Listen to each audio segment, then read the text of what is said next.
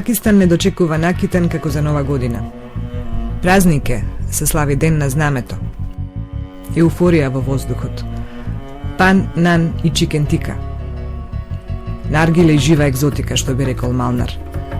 Атмосфера која совршено ни прилега и нам, како за пред голем ден.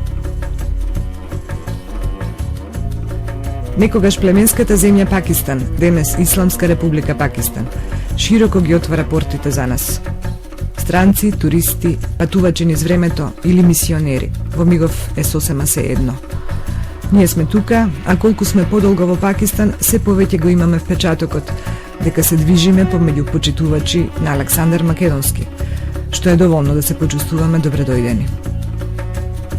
Секој пакистанец знае дека Александар во Пакистан изградил 17 Александрии и Карачи е Александрија, и тоа последната. Кој би рекол дека со пакистанците ќе најдеме толку силна точка на поврзување.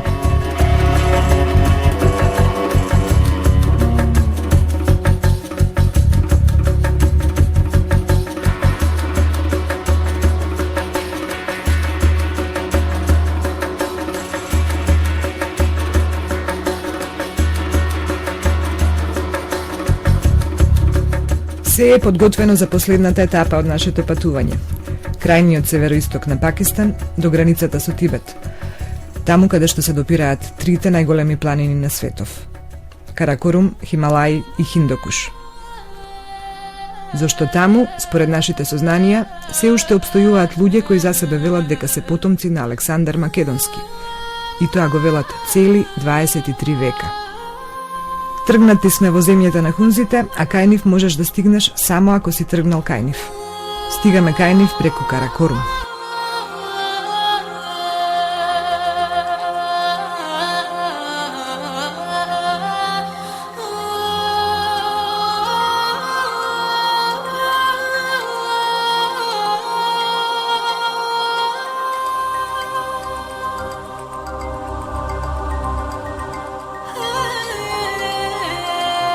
Возејќи по ова чудо во историјата на патиштата ми станува јасно зошто хунзите останале изолирани сите овие векови наназад, скриени во своето Хималајско царство од остатокот на светов.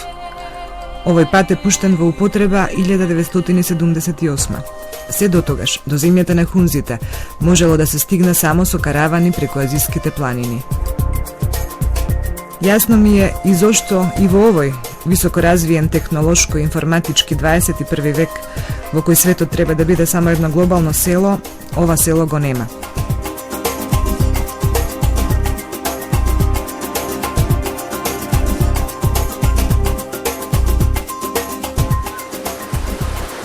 Од најславните македонски времиња има една приказна за Александар, поврзана токму со една ваква река, можеби токму ова, која јас ја прочитав кај Квинт Куртиерус. Тој вели вака, патувајќи низ Персија, на подножјето на Хималаите, а тоа е токму овдека, затоа велам дека можеби токму оваа е таа иста река, Александар, јавајќи цел ден на оваа жештина, добил желба да се избаѓа, да се искапе, што би рекле ние. Меѓутоа, можете да претпоставите колку е оваа вода ладна. И што вели нашиот народ, го престекла, добил грозница.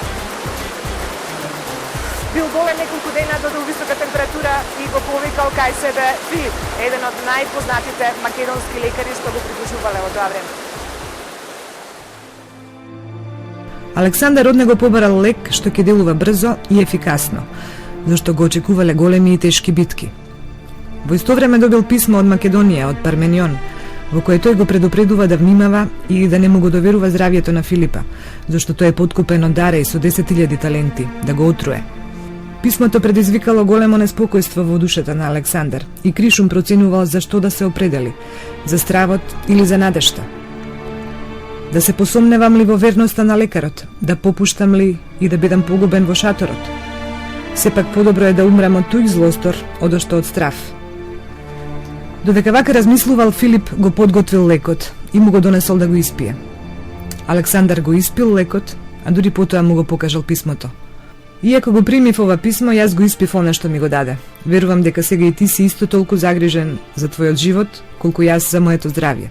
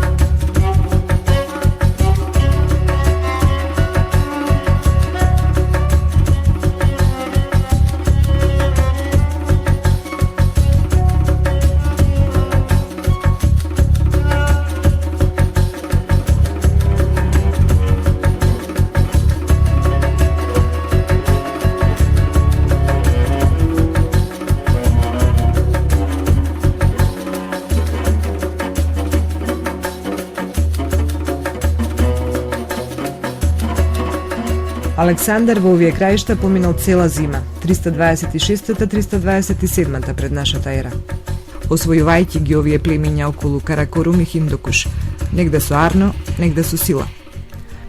Руф вели: останала непокорена една стена која изгледала непристапна и неосвоива, ама во душата го обзела желба да ја совлада природата или македонски инает, кој знае. Па рекол: секој од својот одред нека ми доведе 300 најпргави момчиња кои во нашата татковина се свикнати да тераат стада по планинските патеки и непроодните стени. Веднаш се собрале момци македонци планинци кои се одликувале со леснотија на телата и со духовен жар. Ги погледнал и им рекол: момци мои и врсници, со вас совладував утврдување на градови кои пред тоа биле непобедиви. Поминав планински сртови покриени со вечен снег. Јас ви дадов пример, но ги видов и вашите подвизи. Стената што ја гледате има само еден приод. Него варварите го обсадиле, на ништо друго не внимаваат. Природата не создала ништо толку високо каде што храброста не може да се искачи. Испитувајќи го она за кое другите немаа ни надеж, ние ја подчинивме под наша власт Азија. Искачете се на врвот, а кога ќе го заземете, ќе ми дадете знак со бели платна. Се разбира, многу брзо неосвоивата стена станала за секогаш освоена стена.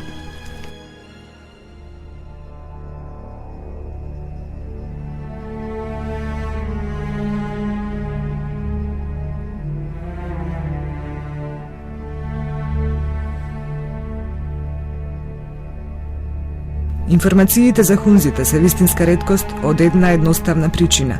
Биле ретки и посетителите. Многу малку луѓе знаеле за нив, а уште помалку успеале да стигнат до нив. Погледнете ги овие месечеви предели и се ви станува јасно. Ова е тоа. Ова е крајот на светот. До овде стигнала македонската фаланга со македонското сонце, на штитовите и во душата.